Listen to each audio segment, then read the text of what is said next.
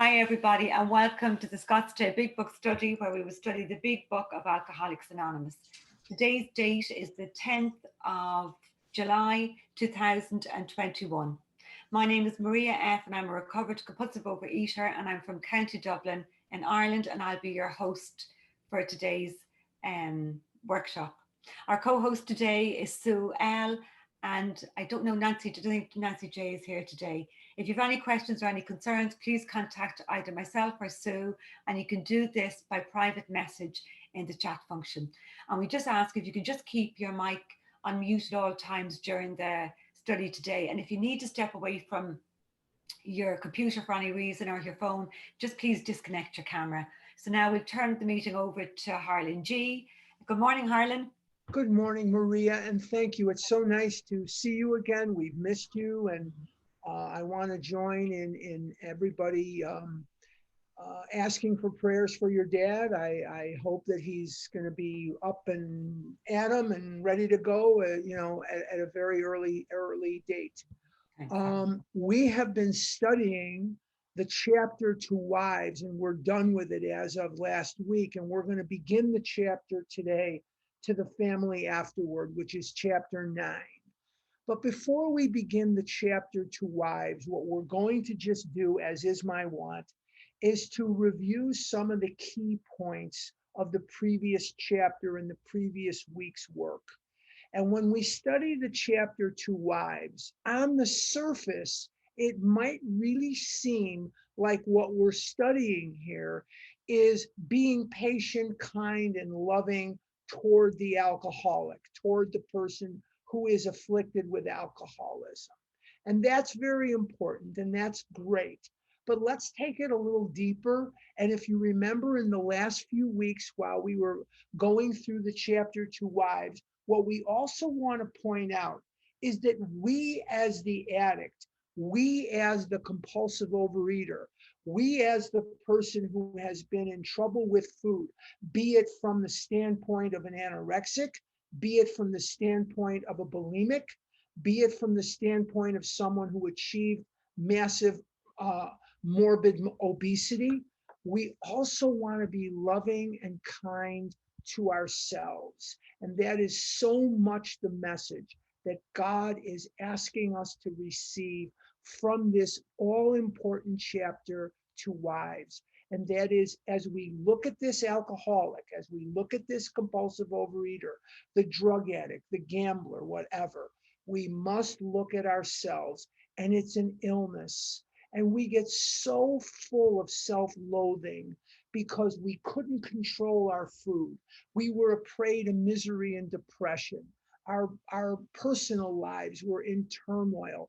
We sometimes couldn't make a living. We were just in fear, and we were a prey to fear and bewilderment and resentment and confusion. And we were a prey to the comments of other people. And all of a sudden, one day, something clicked, hopefully. And if it hasn't, we'll talk about that too. But hopefully for you, it has clicked. So we're to a point now where we're in recovery and these things start to heal. And if there's one miracle I appreciate above everything else except my abstinence in this program, it's that God has seen fit to heal me in ways that I didn't even know were broken. And if you're still on that struggle bus, or if you're new and I'm talking about things that you have not experienced yet, what I'm going to ask you to do is be patient with God, be patient with yourself, and be patient with us. But if you take action and start walking to God, God will run to you. And what do I mean specifically by taking action? If you're still in the food, put the food down. If you don't have a sponsor, get one. There are 77 of us on the line right now.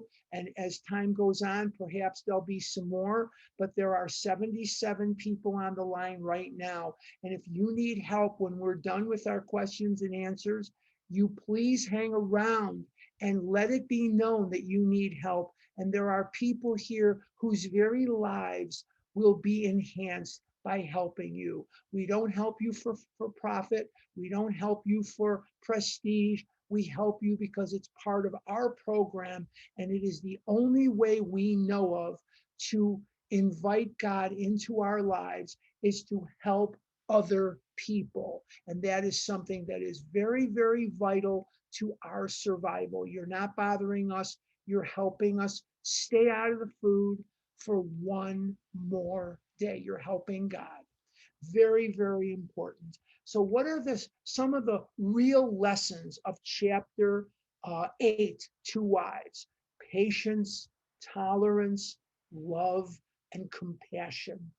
Patience, tolerance, love, and compassion. And when you see these angers, this selfishness is the key to the whole thing. The person's just not sticking to the script. And when people don't stick to my script, or events don't stick to my script, I will jump right into that fear. And fear always transcends into anger for me. Fear is the gateway to anger. If anger is a highway for me, I'm just talking for me, then fear is the entrance ramp. And what I do is I go through this so quickly, I'm not even conscious I'm doing it. Something or somebody doesn't stick to my script. That triggers the process. After somebody or something doesn't stick to the script, I start to become afraid, because if they're not sticking to my script, maybe I will lose something that I have, or I won't get something that I feel that I deserve, that I want, and that will transcend into anger. And for me, it's as quick as a cat can wink its eye. That's how quickly that process turns to where I need to do a 10 step. One way or the other, I'm either going to do step 10, or I'm going to be standing in line at Kentucky Fried Chicken deciding whether I'm going to get the 21-piece barrel, or I'm going to get the 30-piece barrel, or whatever it is that they have. Very, very important for me to remember. Okay, that said, let's go to page 122. And on page 122, we are going to begin the chapter, The Family Afterwards. After what? What are we talking about? The family afterwards. Because a lot of times it just doesn't make sense. What do you mean? After your first meeting? Do you mean after your favorite television program, radio program? No. What we mean very, very specifically by the family afterwards is what happens in the life of an addict after they've had a spiritual awakening, or in cases other than mine, a spiritual experience. What are the differences between a spiritual awakening and a spiritual experience? A spiritual awakening is like what I have. It's very slow in developing. I've had the educational variety of spiritual awakening. It grows deeper and richer over time. Now, Bill Wilson and Fitzmayo and uh, Hank Parkhurst and some of these guys, they describe a spiritual experience. Boom, boom, boom. Bill describes in his story on page 13, I believe it is, or 14, that God came to him suddenly, that the room filled with a white light, and he felt the presence of God. And he calls Dr. Silkworth over, and he says, "Have I gone crazy? Have I gone nuts?" And Dr. Silkworth says, "My boy, no, whatever it is that you have, you better hang on to it, because anything is better than the way you were." So what is the difference between a spiritual awakening, a spiritual recovery? A spiritual awakening is slow in developing, and a spiritual experience is very quick, sudden, and profound. Bill uses the words sudden and profound. I have never had that. That is not something I have had. And most of the men and women that I have spoken to have not had such a thing either. I don't really know how frequent those spiritual experiences are. Okay, let's move forward. And that's what they're talking about, the family afterward. After the person who's addicted is in a state of recovery. So let's answer one more question so we don't have to do it in an hour. The number one question, the biggest question that we get is, what is the difference? And this is on Vision all the time. If this isn't on Vision once or twice a week, then I'm a monkey's uncle, because this is the number one question. What is the difference between recovered and recovering? Recovering means I'm working toward a spiritual awakening or experience, and recovered means I've had one, but I need to maintain it through action, so that no matter what is happening, I must continue to work harder and harder at my recovery. And I have this conversation. I know I'm getting a little off track here, so just bear with me, please. I have this conversation with all the men that I sponsor almost every day, and that is, we have a permanent, progressive, and fatal disease. My friend who lives in Tulsa, Oklahoma, he likes to say permanent, progressive, and fatal. Permanent, progressive, and fatal. And so what that tells me is there's no arriving at any point. We must constantly be working at it, that my disease is getting worse and worse, whether I'm eating or not. When you remember chapter 3, a man of 30, he remained bone dry for 25 years. His disease kept getting worse and worse and worse and worse, whether he was drinking or not. And what happened 4 years after he picked up liquor? He was dead, wasn't he? He was dead. And so I have to keep this in mind, that if I'm going to settle in to a specific level of activity, if I'm going to settle in to going to these meetings and talking to these people, and that's going to make sense to me, then I'm going to die in the food. Let me say that again, because it's very, very vital. And I know that we're wired to forget it. So the only way I can retain this information is to teach it to other people. This is what I want to repeat, because it's so vital.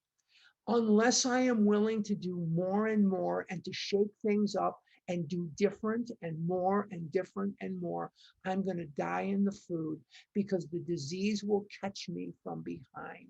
This is a permanent, progressive, and fatal disease, and I must continue to look for ways to expand and enlarge and perfect my spiritual life through work and self-sacrifice for others. That's a very, very important warning. And on page 14 of the big book at the very bottom, my friend had emphasized the absolute necessity of working with others as he had worked with me. That paragraph tells me what I need to know. And so when we read the family afterwards, we are talking about after the person has achieved a modicum of recovery. Okay, let's crack open this chapter, page 122, and we're going to see a little archaic language here in the very first sentence. It says, our women folk, and I can see some of you cringing, our women folk, what? But that's the language of the book. So let's just go with it, and let's not get our feathers too bristled. Our women folk have suggested certain attitudes a wife may take with the husband who is recovering. There's that word. Perhaps they created the impression that he is to be wrapped in cotton wool and placed on a pedestal. Successful readjustment means the opposite. All members of the family should meet upon the common ground of tolerance, understanding, and love. This involves a process of deflation. Now, again, at the risk of sounding very redundant, I want to go over what we've just read, and instead of turning it to another person, which it's very applicable that way, and that's the original and the surface intent of it, let's turn it on ourselves, okay? Successful readjustment means the opposite. All members of the family and myself should meet upon the common ground of tolerance, understanding, and love. This involves a process of deflation. And what that word deflation can conjure up is humiliation. And that's not what we're talking about. The deflation is strictly ego. And how do I deflate my ego on a regular basis? I work the steps and help other people. It is very, very critical for me to gather that understanding of myself as an addict, to gather that understanding that in my self-talk, in what goes on in my brain, if I exposed it to the light of day, is very often very, very abusive. I was riding in a car with my then wife. I'm going back now. Oh, I'm going back a good 25, 28 years. I don't even think my daughter was born yet. My daughter is 26. She's going to be 27 in December, but I don't think she was born yet. So I'm going to go back at least 27, 28 years. We were driving in the car and I made a mistake and I went down a wrong street and I started to call myself names and I started to berate myself. And my then wife put her hand on my arm and she said, Harlan, if you spoke to your friends the way you speak to yourself, would you have any? Very, very profound question.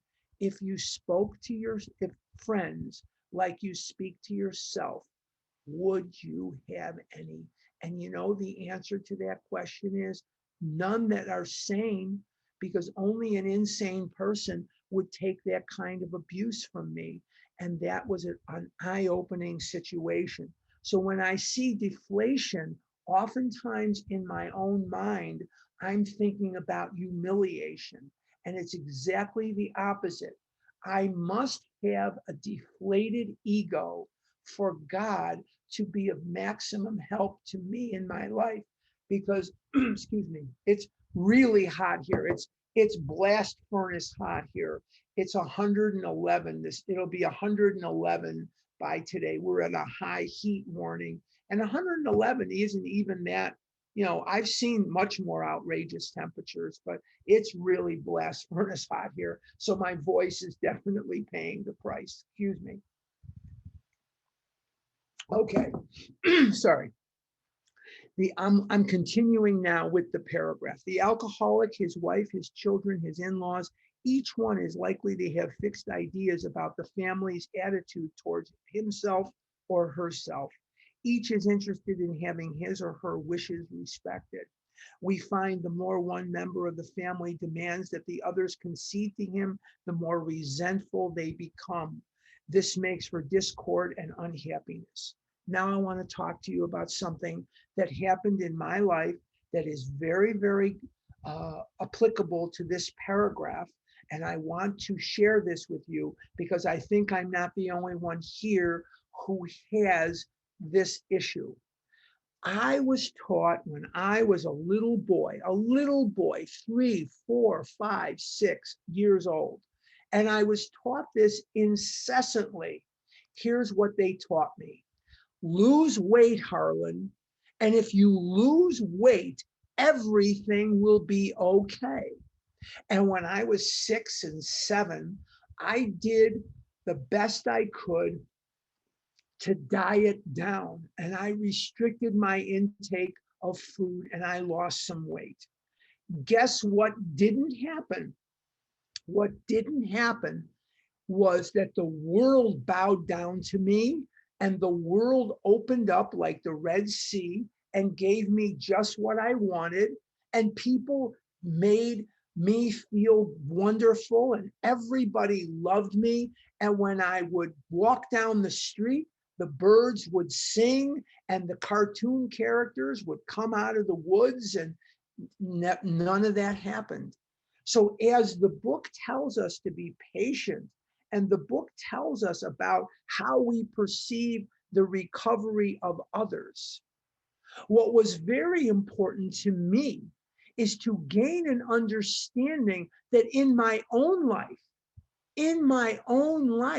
when recovery did happen, it didn't happen the way I thought it was going to. It didn't also happen the way I thought it was supposed to.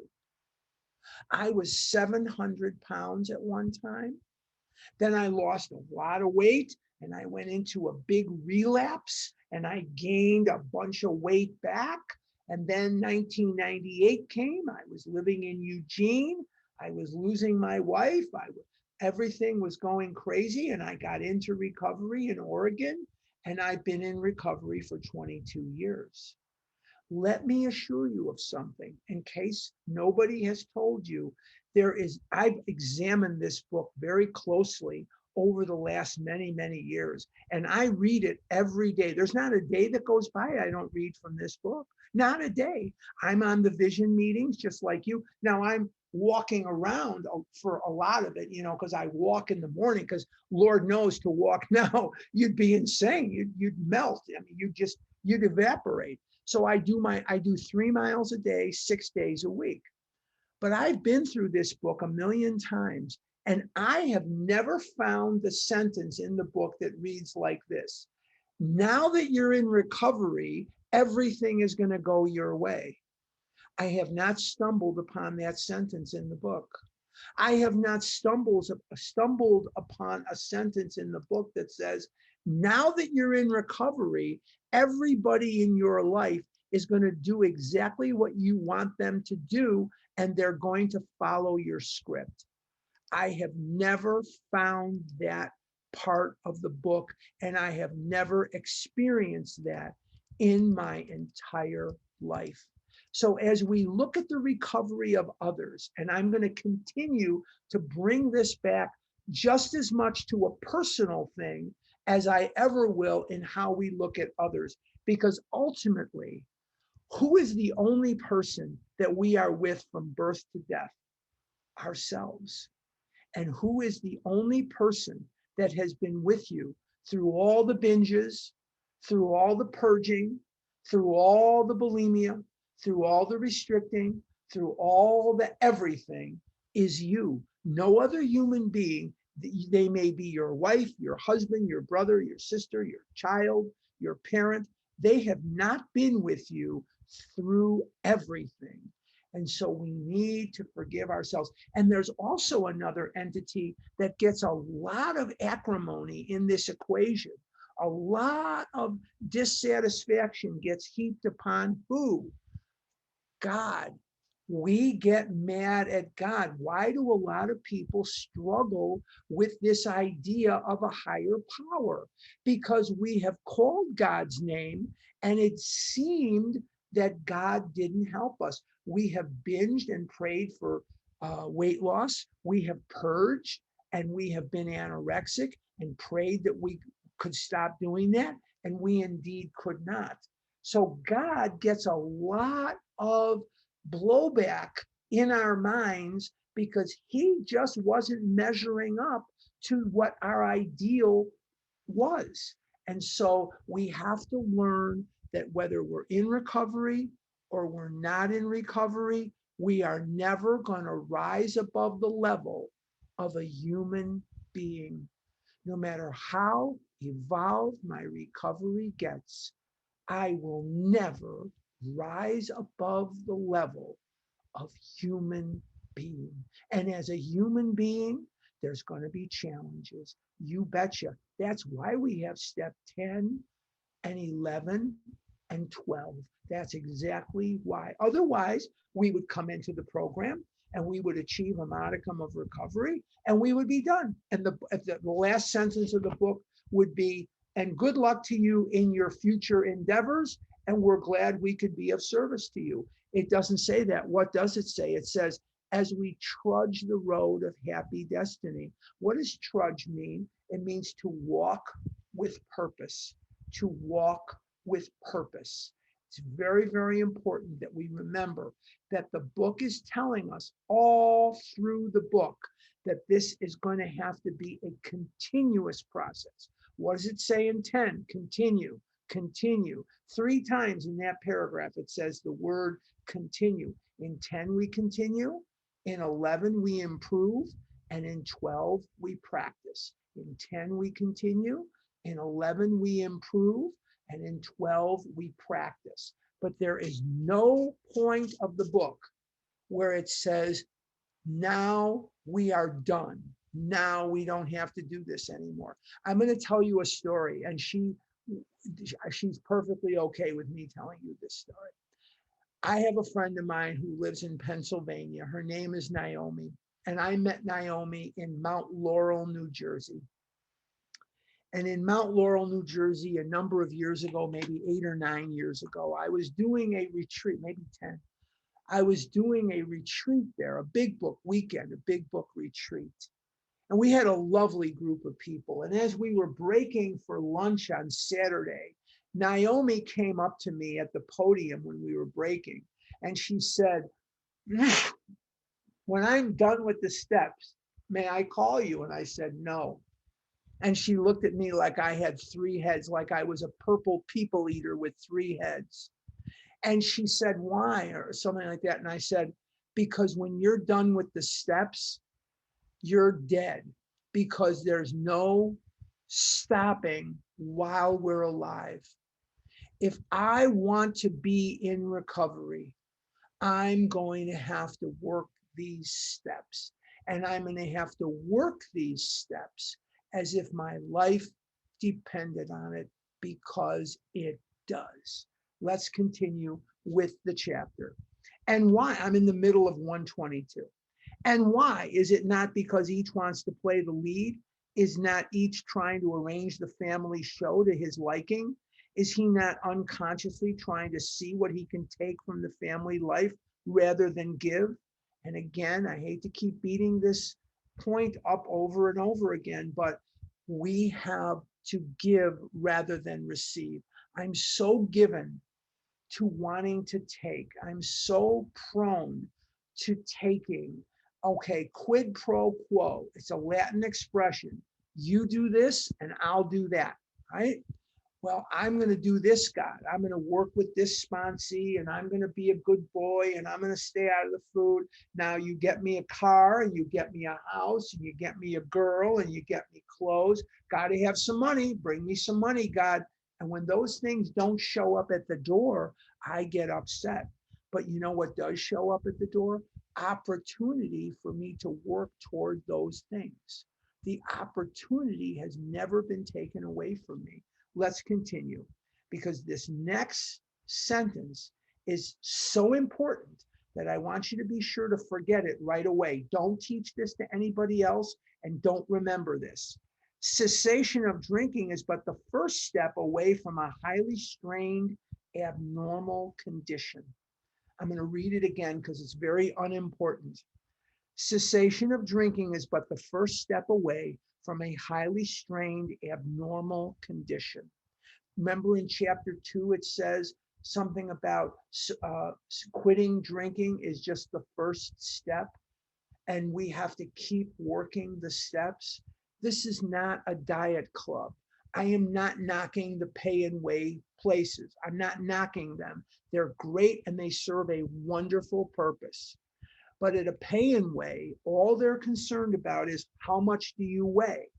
And if my weight is a certain number, that's great. And everybody thinks you're wonderful. And my weight is not a certain number, then I have failed for that week. And I'm not knocking that. That works for a lot of people. I've done it too. I've done it too. I've done the pay and weighs. What I have to remember is, yes, I have to cease food, but there's more to it than that. There's much more to it than that. And if all I'm going to do is just not eat, what I'm doing then is I'm dieting with group support. And this is not about dieting with group support. This is not about me going home. I am home, but to me, going home from a meeting and being stark raving abstinent, swinging from the chandeliers, stark raving abstinent. That is not what this is about. This is about having a spiritual awakening as the result of the steps, so that I can go into my day and I do not have to be obsessed with food. I don't have to live that way.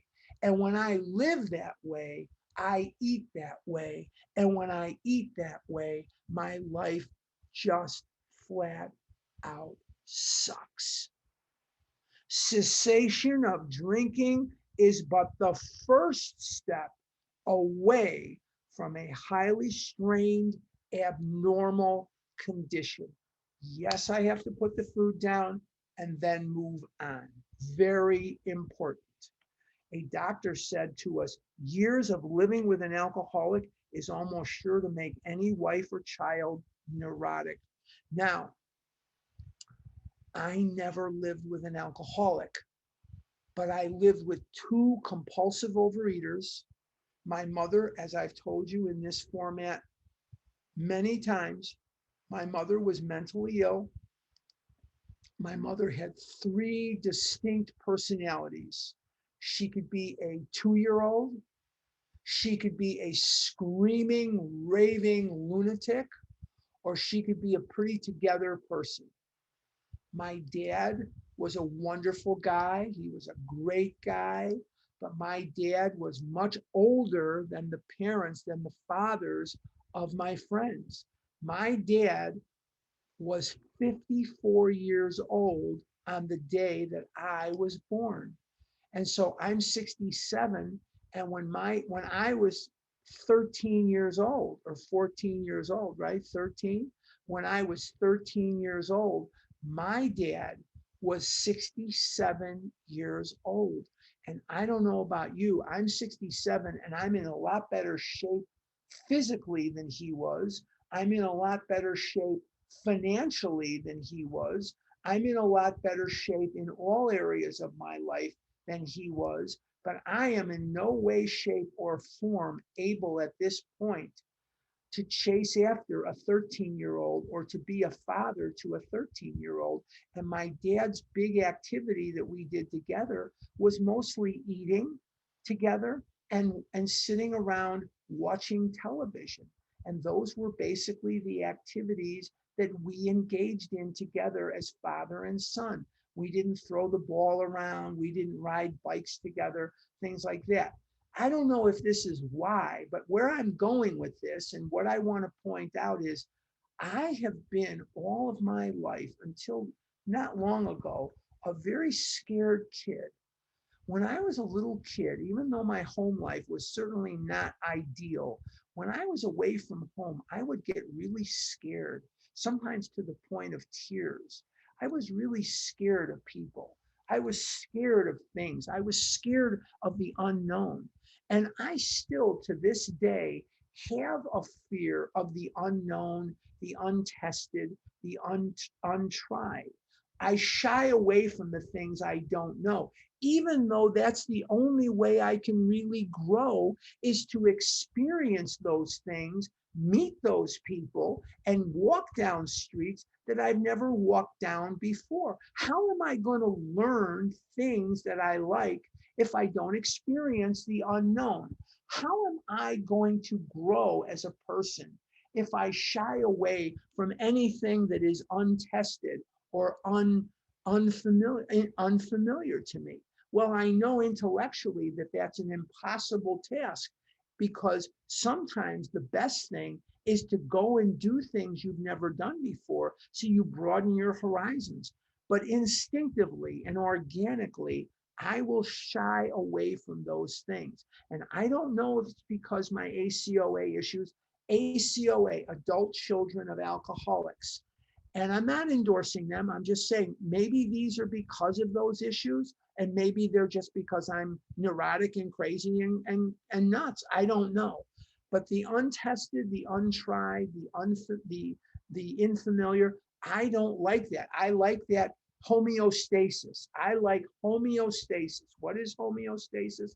An environment's ability to regulate its own sameness, its own unchanging temperature, unchanging whatever. I guess God knew where to put me. I'm in Arizona, and the temperature really isn't going to change significantly until probably October. So I'm in the right place. I know when I lived in Chicago, which I did, my whole life, my whole growing up was in Chicago. You know what they say, if you don't like the weather in Chicago, just wait 5 minutes. And I have vivid memories of being a vendor at Cubs Park and Sox Park. and there'd be Memorial Days and 4th of July's and Labor Days where it would be hot as blazes and humid and really hot. And then there'd be days, even the 4th of July, which is in the middle of the summer, where it would be freezing cold. We'd be, just freezing cold. So anyway, God knew where to put me. I'm in Arizona, so the temperatures here really don't change. We have 2 seasons, hot and hotter. We have 2 seasons, hot and hotter. Okay, let's continue. But I just wanted to point out that when it says here, years of living with an alcoholic is almost sure to make any wife or child neurotic. I don't know that I would professionally classify myself as neurotic, but I bet I'm pretty damn close. I'm pretty damn close, because there's a lot of my responses that I recognize as being panic driven, even now in recovery. And I have to say, okay, get yourself together, get yourself off in a corner. Let's do step 10.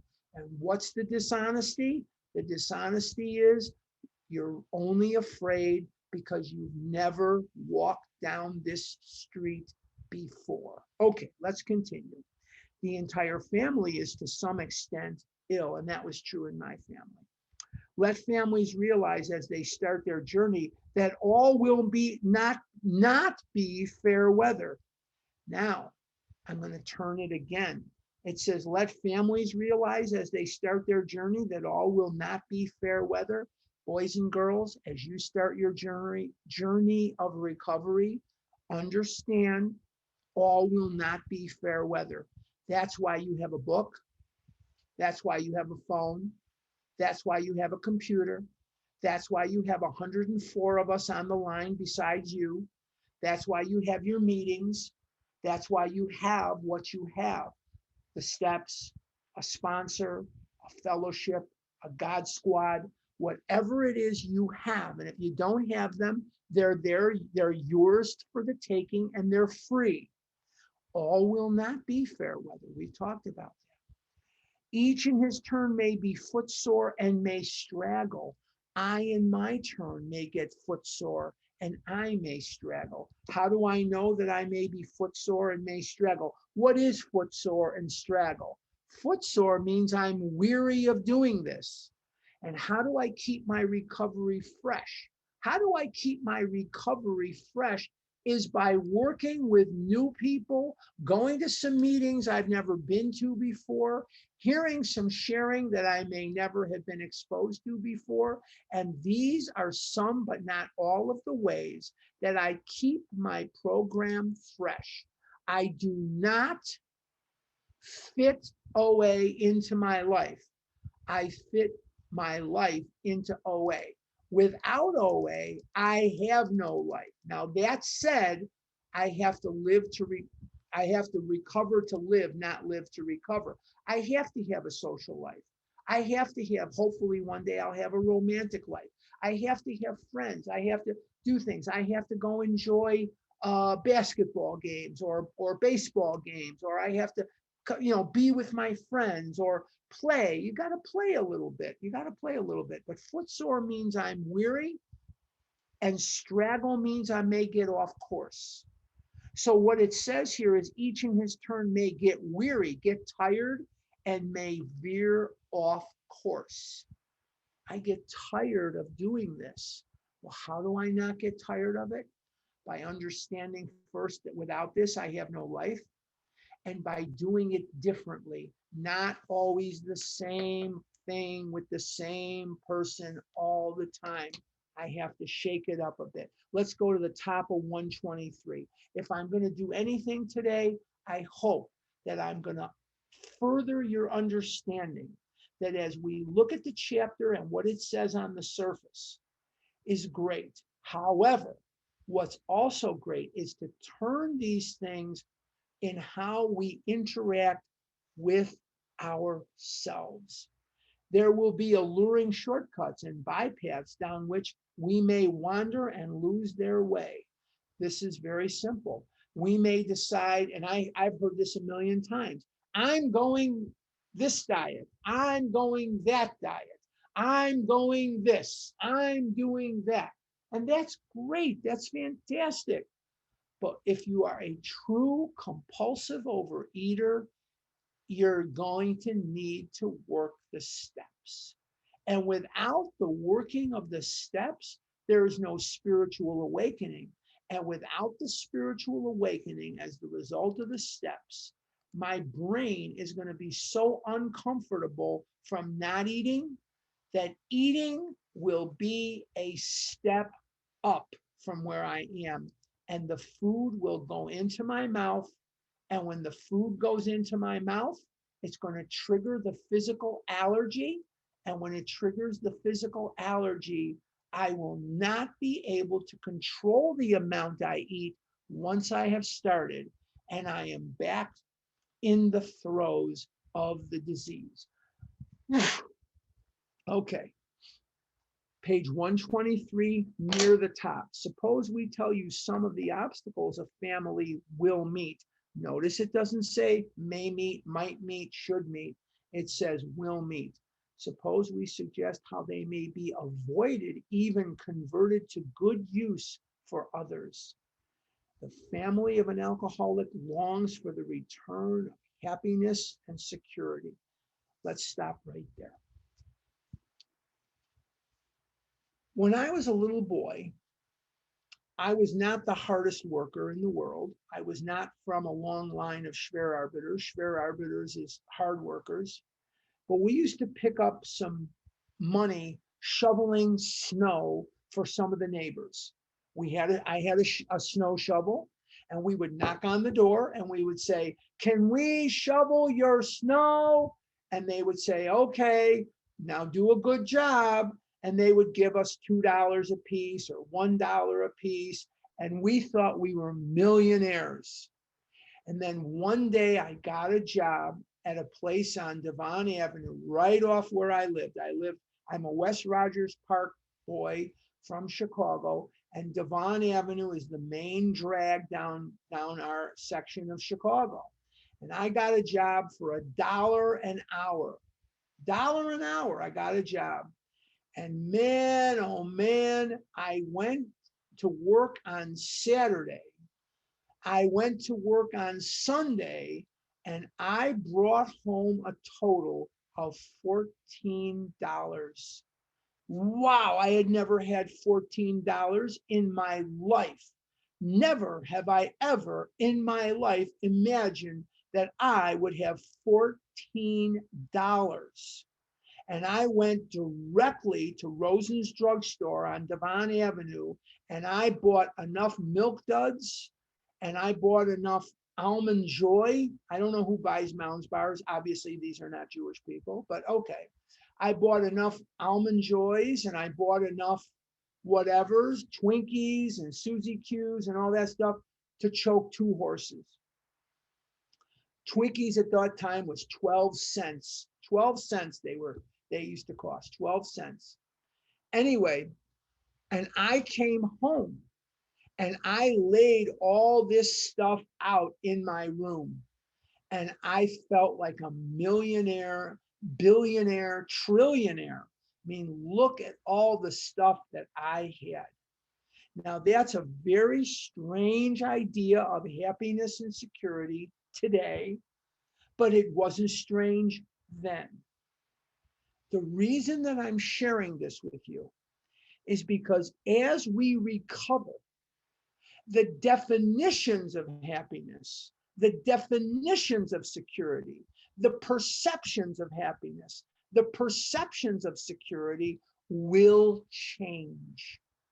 They will change. I used to think I needed things, money, cars, houses, girls, whatever it was, a claim to make me happy. You know what makes me happy today? I would like more money, more this. I'm just as human as any of you. But you know what makes me happy today? I'm happy in the knowledge that I've not done anything yesterday or today or for 22 years that I would be ashamed if you found out. A very wise man, very mean man, very big man, told me on a Saturday afternoon in Chicago at a place called Parthenon. And he poked his big finger in my chest. And he said to me, if you want to know if you're in recovery, if everything you did today, everywhere you went today, everything you said and everything that came in and out of your mouth was on the front page of the Chicago Tribune, are you okay with that? And for 22 years, I'm going to admit to you, I'm okay with that. I didn't say anything. I didn't do anything that I'm deeply ashamed of. Because once I start to engage in some behaviors that I don't want known, that is the penitentiary closing around me. So, my idea of happiness and security is freedom. Freedom. You ever watch the movie with Mel Gibson? And he goes, freedom, freedom. I think it's called Braveheart. If I'm wrong, correct me. But he's not a nice man. But anyway, that's okay. That's fine. That's for another topic of conversation. Freedom is what makes me happy today. Not having a bunch of milk duds, not having a bunch of Suzy Q's and chocolate milk and chocolate almond joys and all this other stuff. What gives me happiness and security today is knowing that I didn't do anything today or yesterday that I'm ashamed of. I'm going to go out to lunch when this is over, and I'm going to go out to the Pita Jungle, and I don't have to fear who I'm going to meet there because I owe them money. I don't have to fear who I'm going to see there because I lied to them. I don't have to fear seeing anybody because I did something to them that I'm ashamed that I did. That's freedom. And freedom to me is happiness and security. And I'm secure in the knowledge that God is here and all is well. So the metamorphosis begins at an early age. But what happiness and security are for me today is a very different thing than it was years ago. They remember when I'm at 123, top paragraph. They remember when father was romantic, thoughtful, and successful. Today's life is measured against that of other years. And when it falls short, the family may be unhappy. Don't be unhappy with yourself. You have a disease, you have an illness of the mind, and an illness of the body. Be merciful with yourself. Stay in recovery. Sometimes I've gotten this phone call too over the years, and I know we're going a little slower because I keep getting sidetracked, but this text demands this. When you people have said this to me, when you say be nice to yourself and be gentle with yourself, I ate because I figure that's a way for me to be gentle with myself is I ate pudding or I ate cake at my daughter's wedding and I ate ice cream at my son's birthday party. I never said that. I never I never equated in words or thought that being kind to yourself means that you eat pudding or you eat ice cream at a birthday party. I never said that. What I said was be nice to yourself. And the way that I'm nice to myself today is to live in the sunlight of the spirit, not to gorge myself with food that I know will kill me. So when you're hearing me say, be loving towards yourself, I am not excusing binging. I'm not excusing an avoidance of steps. I'm not excusing working with others. I'm not excusing not going to meetings. Hold your feet to the fire, but in a loving, compassionate way. Don't go to meetings and work with your sponsor and work with others and do what you need to do because you have to. If that's what you have to do, then that's what you have to do. Do them because this is the easier, softer way. Do them because this is what gives you that security and that happiness. Happiness is not about things. It's about the way I feel. It's about the way I can walk down the street. Let's continue. Family confidence in dad is rising high. The good old days will soon be back, they think. Sometimes they demand that dad bring them back instantly. Be avoiding demanding that God bring them back instantly. That instantly is my ego, is the disease. My ego is all capital letters. I want this and I want her and I want that and I want there and this and this and that. No, no, no, no, no, no. God speaks in small letters. He capitalizes the first letter of a sentence. He capitalizes proper nouns. He capitalizes where it's proper. But my rantings and raving have exclamation points after every sentence. God doesn't shout like that. Don't make demands. And there's an exclamation point at the end of that sentence. Instantly. That's the rantings and ravings of the demonic disease. What are the three jobs of the ego? What are the three jobs of the ego? Make me feel good right now. Make me different from everybody else and make me right. Alcoholics don't die from making mistakes. They die because they will defend those mistakes to the grave, never admitting that 2 and 2 is 4 rather than 137.9. Alcoholics will defend mistakes and they will erect all sorts of craziness around the mistakes.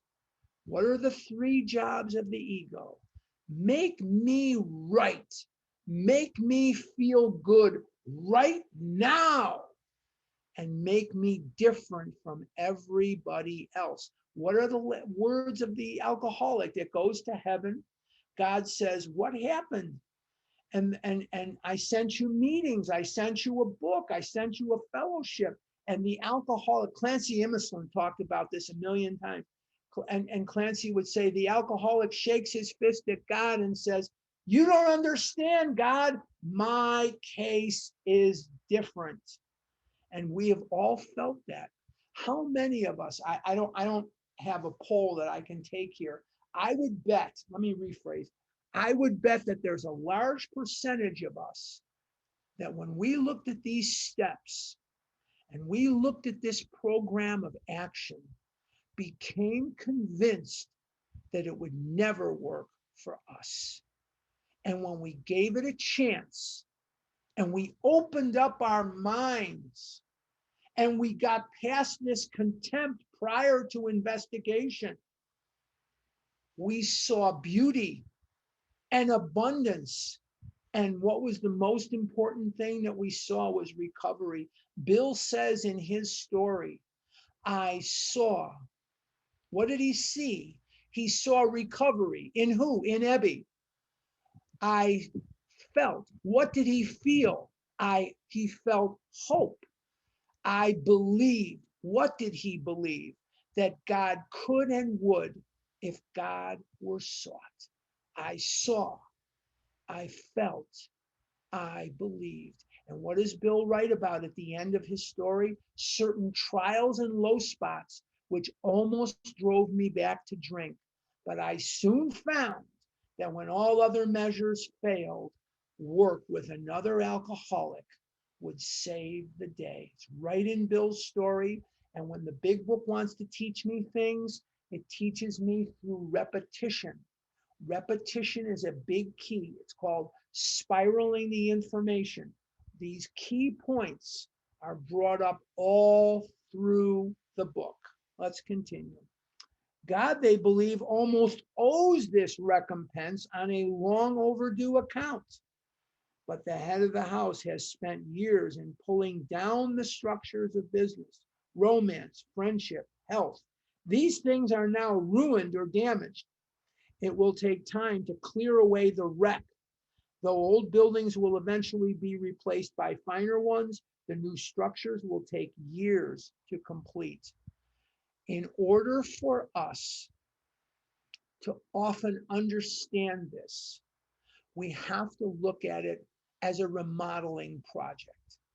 If you've ever had your home remodeled, or you know of a person who's had their home remodeled, when they first come in, it's chaos. When I was living in Oregon, we laid in new floors from one end of the house to the other. We had German Shepherds, and German Shepherds twice a day shed, and each shift is 12 hours in length. So they shed for 12 hours, then they take a break, and then they shed for 12 more hours. This is what German Shepherds do. And our house was so full of dog hair, you could have made 4 buses out of the dog. You could have knitted 4 buses out of the dog hair in our house. So we said, screw this. And we called up a couple of guys, and they had a deal with my wife, which was at times, I'm sure, not pleasant, because she's the contractor's daughter. So she knows all the things, she's the contractor's daughter. And they came in, and we laid in a new heating and air conditioning system, and we laid floor from one end to the other. There was not 1 square inch of carpeting in our home. And when we moved here to Scottsdale, we basically did the same thing. We had no carpeting whatsoever, except we ripped that out too. We had no carpeting whatsoever in Scottsdale, and we had no carpeting in Eugene, Oregon. None, zero. But at first, the refrigerator was on the back patio. The stove was in the backyard. It was chaos. It looked like a tornado had hit the place, and it just picked everything up and moved it. Nothing was where it was supposed to be. And we'd live in this room for a while, and then we'd go live in that room for a while, and we'd go live in this room for a while. It was chaos. But what happened at the end? We had the most beautiful flooring you ever saw in your life, and we didn't have any carpeting to deal with anymore. So these German Shepherds that were shedding in 2 12-hour shifts per day, it was much, much more manageable, and it was much more beautiful. We did countertops, and we did a new heating and air conditioning system. We did a heat pump, and I had them rip out the what's the thing in the chimney? The stove, the wood stove. Had them rip that out. I wanted a damn chimney. I didn't move to Oregon to have a wood stove. I moved there to play with a chimney, so I could now play with the chimney. I never had that as a kid, and it was glorious. But the remodeling was just murder, just murder. I know that's a labored metaphor, but I want you to just picture in your mind that when you're remodeling like this, it can be very, very difficult. It can be very, very difficult. We're going to do 1 or 2 more paragraphs, and then we're going to be done for the day because it's almost time. Father knows he is to blame. It may take him many seasons of hard work to be restored financially, but he shouldn't be reproached. Perhaps he will never have much money again, but the wise family will admire him for what he is trying to be rather than what he is trying to get. And this is so key that it would be criminal not to talk about it for just the minute that we have left. I just want you to remember how important it is that what you want to get so much of the time gets lost. And what I want to get is recovery through a spiritual awakening as the result of the steps. There is nothing that matters beyond that. I would love to have a Rolls Royce. I would love to be able to retire. I have to still work. I'm 67 years old. I was working toward a retirement, and then I got divorced, and things started going downhill in the business, and things are very shaky, and they still are, and it's been very, very much more difficult today than it was then. But what I want to remind you of is today, none of that stuff matters. I can work today. I am able to work today. I don't have to be retired. I can work. I'm fine. And that's all right. Now, what I want is recovery. Everything starts with recovery. Okay, we're done for today. We're going to pick it up.